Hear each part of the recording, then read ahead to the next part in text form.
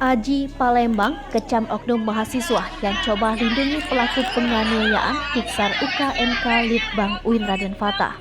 Mengetahui adanya sejumlah wartawan yang sedang menunggu 10 terduga pelaku penganiayaan Diksar UKMK Litbang di bumi perkemahan Gandus, Selasa 4 Oktober 2022, sedang diperiksa tim investigasi UIN Raden Fatah Palembang. Puluhan mahasiswa yang diduga anggota unit kegiatan mahasiswa kampus atau UKMK Litbang berusaha menghalang-halangi. Bukan hanya menghalangi, tetapi sejumlah mahasiswa juga melakukan pemukulan hingga mengejek sejumlah wartawan yang sudah menunggu lama untuk mengetahui perkembangan terkait pemanggilan 10 terduga pelaku pengeroyokan Diksar UKMK Litbang UIN Raden Fatah Palembang di bumi perkemahan Gandus.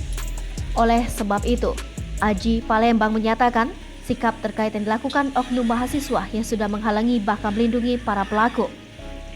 Aliansi Jurnalis Independen atau AJI Palembang mengutuk dan akan melaporkan ke penegak hukum aksi sekelompok mahasiswa yang memukul, mengganggu, dan menghalang-halangi kerja jurnalistik saat melakukan peliputan di UIN Raden Fatah, Selasa 4 Oktober 2022.